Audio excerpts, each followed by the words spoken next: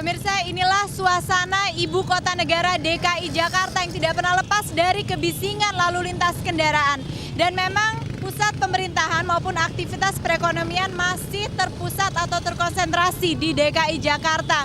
Dan pemirsa, menurut Dinas Perhubungan DKI Jakarta, setidaknya 650.000 kendaraan setiap harinya masuk ke wilayah Jakarta melalui lintasan antar wilayah Jakarta seperti Jakarta Pusat masuk ke Jakarta Selatan. Dan di DKI Jakarta sendiri tidak heran apabila sesak dari kendaraan karena ada terdiri dari 5 juta kendaraan, 2 juta kendaraan beroda 4 dan 3 juta kendaraan bermotor. Ditambah lagi dengan perluasan jalan yang hanya tumbuh 0,01%, padahal jumlah kendaraan setiap tahunnya naik 9%. Dan dapat Anda lihat di Jalan Permata Hijau atau di jalan panjang ini, jalan yang tadinya bisa dilalui oleh 3 kendaraan, saat ini sudah dibuat jalur khusus busway. Itu adalah penanganan dari Pemda DKI Jakarta untuk menangani kemacetan di sini. Tapi kita tanyakan langsung ke para pengguna jalan, apakah jalur busway yang sedang dibuat ini efektif untuk mengatasi kemacetan? Permisi Pak. Permisi Pak, menurut Bapak bagaimana dengan adanya pembangunan jalur busway seperti ini Pak dalam menangani kemacetan? Wah, tambah macet nih kalau belum jadi nih. Iya, Bapak sendiri sekarang sering telatnya Pak? Iya, sering. Bisa menempuh waktu berapa lama Pak? Biasa Bisa 2 jam ya? Rasanya gimana sih di dalam mobil berlama-lama? panas, Pak. Capek, pegel. Kesel juga ya? Iya. Menurut Bapak pemerintah seharusnya gimana sih? Harusnya diperlebar lagi jalannya. Baru ya. Yuk, makan sama. Baiklah pemirsa, sekarang kita juga akan menanyakan langsung ke para pengguna motor yang seringkali juga tidak tertib dalam menggunakan lalu lintas karena mereka seringkali tidak menggunakan di jalur kiri tetapi juga justru mencari-cari jalan seperti di tengah dan juga memotong jalur yang digunakan oleh mobil. Baik, kita tanyakan langsung. Permisi Bapak. Permisi Pak, mau tanya sebentar.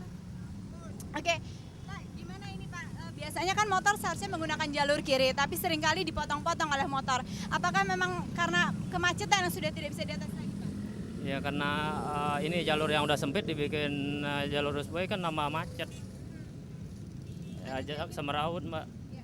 Ada keinginan untuk menggunakan busway Pak daripada menggunakan motor? Kalau saya tetap di motor kayaknya. Kenapa itu Pak?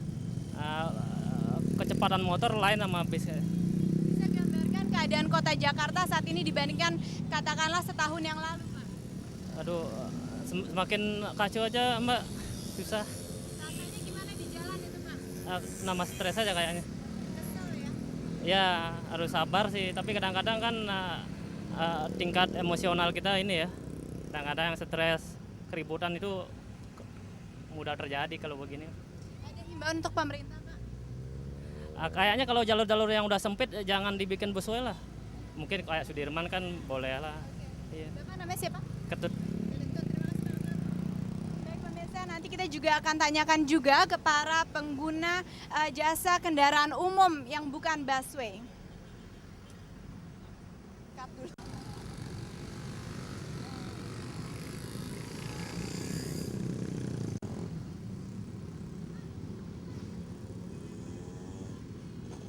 Permisi Pak, namanya siapa Pak? Ucok, Pak Joko. Ucok. Ucok, Ucok. Pak Ucok, gimana Bapak melihat lalu lintas sekarang di Jakarta? Wah, tambah parah udah. Puyeng ya. Gimana Pak, biasanya? Biasanya ya udah macet, ini tambah macet lagi, tambah parah. Menurut Bapak dengan jalur busway ini gimana dengan pembangunan jalur busway perubahannya? Belum cocok kayaknya ini. Harusnya dilebarin dulu baru dibikin busway, itu cocok. Ini 3 jalur aja udah macet apalagi 1 jalur ya kan. Ada masukan Pak khususnya untuk Pemda DKI Jakarta Pak? Ya maksudnya ya Bisa beride seperti ini. dibenahin dulu lah, dilebarin dulu baru dibikin busway. Kalau enggak ya monorail yang di atas. Jadi nggak mengganggu yang dulu. Yang dulu aja udah macet ya kan. Nah, ya. Ya pemirsa, itulah suara keluh kesah dari para pengguna jalanan di DKI Jakarta. Mereka tidak lagi bisa menghirup udara segar, yang ada justru asap dari polusi kendaraan. Dan kita lihat menurut Dinas Perhubungan DKI Jakarta, nampaknya busway ini akan selesai pada tahun 2010. Nah, saat ini setelah 3 tahun berjalan, baru 7 koridor dari 15 koridor targetnya yang terrealisasi. Sementara itu mereka masih akan mengusahakan subway atau kendaraan di bawah tanah, kereta bawah tanah yang mereka katakan akan selesai pada tahun 2014. Kita lihat apakah 2 kendaraan umum massal tersebut dapat mengatasi kemacetan di DKI Jakarta. Apakah hal-hal tersebut efektif? Demikian laporan dari wilayah Jalan Panjang Raya, Gadiza Fauzi dan Agung Barata, Metro TV.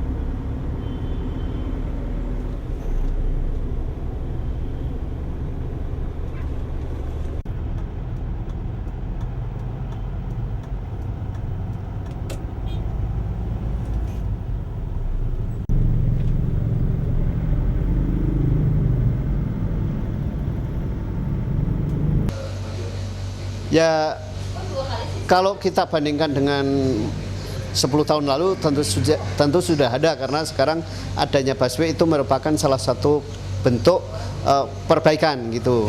Hanya saja persoalannya kan busway yang sudah ada ini belum optimal. Saya katakan belum optimal karena headway atau masa tunggu di halte itu dari busway 1 ke busway berikutnya itu lebih dari 3 menit atau bahkan mencapai 20 menit kadang-kadang. Padahal rencananya itu hanya 3,1 menit.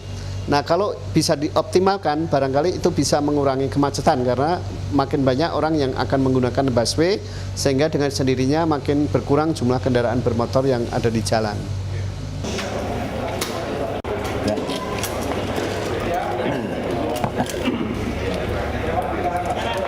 Terima kasih laksanakan rapat kabinet terbatas yang dipimpin oleh Bapak Presiden Susilo Bambang Yudhoyono langsung, di mana dalam rapat kabinet tersebut diundang Gubernur DKI Jakarta Bapak Fauzi Bowo dan kemudian dihadiri oleh Menko Kesra dan kemudian Menko Polhukam dan juga para menteri. Dalam rapat kabinet tadi yang terbatas, topiknya adalah berkenaan dengan kemacetan akibat daripada pembangunan busway yang dilaksanakan oleh pemerintah DKI Jakarta. Karena itu dalam rapat tersebut tadi telah dikemukakan presentasi oleh Bapak Gubernur, dan dalam hal ini telah dilaksanakan beberapa kesimpulan dan instruksi Bapak Presiden. Untuk itu saya berikan kesempatan kepada Bapak Gubernur untuk menjelaskan apa yang tadi dipresentasikan. Silakan Bapak Gubernur. Terima kasih Pak Menteri. Ada beberapa hal yang tadi saya laporkan, saya bersama Pak Kapolda laporkan kepada Bapak Presiden, karena Bapak Presiden menerima keluhan yang luar biasa banyaknya, dan saya kira samping Bapak Presiden, Bapak Menteri dan kami juga menerima keluhan yang sama dari warga Jakarta, terutama yang berkaitan dengan kemacetan. yang disebabkan oleh pembangunan beberapa koridor ekspansi, koridor busway di Jakarta ini. Yang pertama tadi saya berikan secara gambaran secara detail mengapa busway ini menjadi pilihan utama sementara. Kemudian saya juga berikan gambaran bahwa kebutuhan yang atau demand yang begitu tinggi mendesak kita untuk melaksanakan langkah-langkah ekspansi yang cukup luas. Ini tentu ada kendala yang dihadapi di sana sini, terjadi kemacetan sementara yang oleh Bapak Presiden tadi disampaikan. Ini adalah situational condition. Situation condition ini tentu memerlukan juga situational solusi. Jadi Bapak Presiden meminta pada kami dengan bimbingan Pak Menteri untuk mengambil langkah-langkah ekstra dan melakukan operasi khusus untuk memperlancar arus lalu lintas di beberapa simpul-simpul yang memang sangat mendesak untuk dilakukan peningkatan dan perbaikan. Jadi Bapak Presiden menekankan untuk itu kesemuanya perlu ada sense of crisis. Jadi kita jangan menangani ini secara seperti business as usual. Jadi kita diminta untuk mencari terobosan-terobosan. Terobosan apa saja yang kiranya dimungkinkan. Yang pertama yang sederhana dan itu memang bisa dilaksanakan, sedang dalam perhitungan, itu memperbanyak mixed traffic. Ya, di antara lajur khusus dengan lajur yang non busway ini akan kita lakukan lebih banyak mixed traffic, ya. Terutama memperluas area mixed traffic ini di sekitar persimpangan-persimpangan. Dengan demikian congestion yang terjadi di persimpangan-persimpangan tersebut bisa berkurang. Selanjutnya kita juga akan meneliti pada bagian-bagian mana atau overall in general itu lajur-lajur bis yang sudah selesai konstruksinya tapi belum difungsikan untuk busway itu harus bisa dipakai oleh angkutan lain ataupun kendaraan pribadi. Kemudian daripada itu kita akan meneliti bagian-bagian daripada koridor-koridor busway yang sudah ada, yang pada saat-saat tertentu loadnya tidak terlalu tinggi, sementara itu pada jalur lain ini terjadi kemacetan. Kita akan coba mengalihkan volume traffic tadi pada jalur busway setelah dengan perhitungan-perhitungan yang kami akan lakukan. Nah, ini tentu memerlukan konsekuensi petugas yang harus kita pasang, di standby-kan untuk mengatur lalu lintas kendaraan yang akan menggunakan lajur busway tersebut. Kemudian daripada itu ini juga memerlukan sedikit tambahan pekerjaan infrastruktur, yaitu dilandaikan. Kalau tidak dilandaikan nggak akan bisa masuk di setiap tempat, ya. Ini tentu akan segera kita laksanakan. Selain daripada itu Pak Presiden juga menyampaikan bahwa secara konsepsional saya kira apa yang dilaksanakan ini jangka menengah dan jangka panjang pasti akan memberikan solusi yang baik untuk transportasi di Ibu Kota Jakarta. Saya juga tadi menggarisbawahi kembali, misalnya kalau kita tidak melakukan apa-apa yang berkaitan dengan public transport, bahwa maka atas dasar perhitungan peningkatan jumlah volume kendaraan yang ada tahun 2014 bisa dipastikan akan terjadi stagnasi di hampir semua jalan arteri dan jalan negara yang ada di ibu kota. Karena itu kita mendahulukan bangunan transportasi publik. Ini 2014 atas dasar perhitungan peningkatan jumlah kendaraan roda 4 saja. Jadi kalau kita lihat eksplosi daripada kendaraan roda 2 yang selama 3 tahun terakhir ini sudah mendekati 3 juta kendaraan di kendaraan roda 2 di Jakarta saja.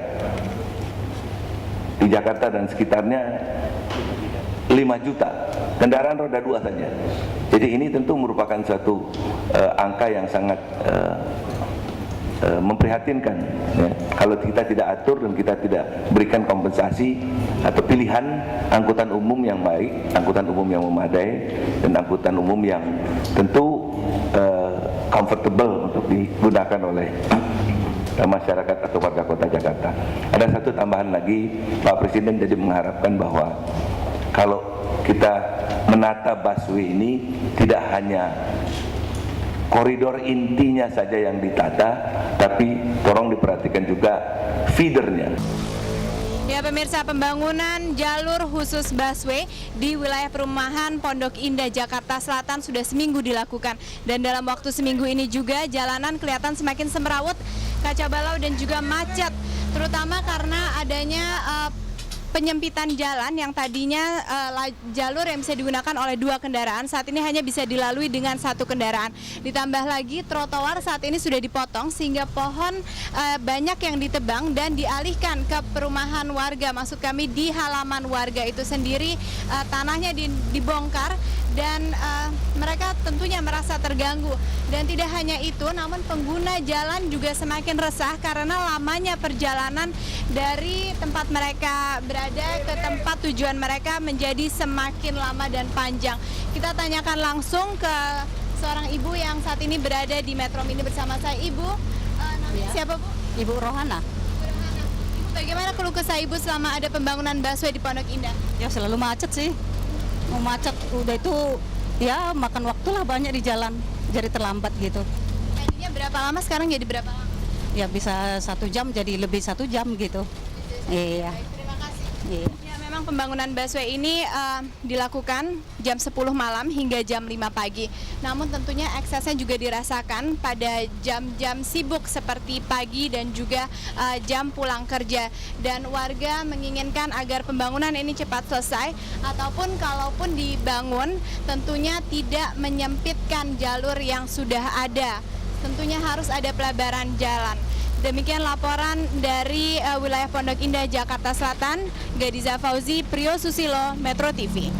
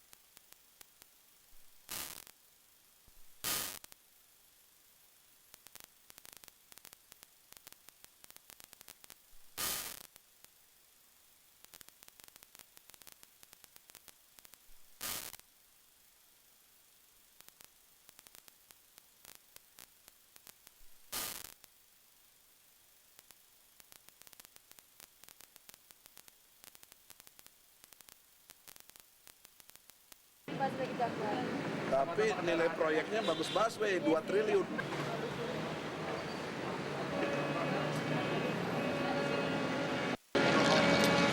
Ini sebelah dengan KTP-nya ini KTP-nya. Tanda tangannya lagi dong, Pak. Ini ya. Jadi ya perhatian terhadap nasib sebagian rakyat kita ini yang khususnya tinggal di wilayah Pondok Indah dan sekitarnya, dan tidak tutup kemungkinan ini trigger untuk koridor-koridor lain, karena yang kita persoalkan adalah koridor 8 Pak ya. Koridor 1 sampai 7 juga seyogyanya kalau ada persoalan perlu keberanian untuk sampaikan aspirasi seperti ini. Nah, maksud kita ada dua ke dalam datangannya ke KPK. Pertama mengenai pertanyaan-pertanyaan dengan satu asumsi yang didukung data-data. Kedua, melaporkan. Setelah bertanya, kita melapor. Nah, dari dua agenda ini, target yang ingin kita capai, studi kiranya KPK dengan kewenangan yang dimilikinya untuk melakukan pemeriksaan. Paling tidak penyelidikan dulu. Kemudian pemeriksaan, dugaan korupsi dari proyek busway ini. Dengan beberapa indikasi-indikasi yang kita nanti akan tanyakan di KPK ini. Yaitu kepada pemerintah Provinsi DKI, dalam hari ini Gubernur Sutioso, mantan ya, dan juga yang terkait di bawahnya lah, kan siapa yang menentukan itu. Kemudian kontraktor, dalam hal ini ada namanya salah satunya yang saya ingat PT Yasa. PT Yasa, nanti ada semua di sini, dan PT Wanita Perkasa. Nah, kita nggak pernah dengar tiba-tiba nah yang kita ingin tanya antara lain bagaimana proses tendernya, gitu. Terus mengapa kok proyek jalan terus sebelum ada AMDAL dan ANDAL, analisis dampak lalu lintas, misalnya begitu. Dan yang kita kecewa sebagai masyarakat, sekaligus studi kiranya Fauji Bowo sebagai gubernur yang baru, janganlah arogan. Malam kita lihat di Trans TV, dia ngomong, ngadu ke Tuhan pun kita nggak takut. Kurang lebih begitu Pak ya? Nah ini udah nantang Tuhan ini. Jadi kita baik sekira sebagai warga negara yang baik nggak boleh begitulah. Karena dia pemimpin, kita hormati, tapi kalau dia udah nantang-nantang seperti itu, kita rakyat yang berdaulat ini tidak pernah takut. Jangankan Fauji Bowo, presiden pun kita lawan gitu loh. Itu kalau menurut kami itu amdal-amdalan. Itu amdal formal pernah di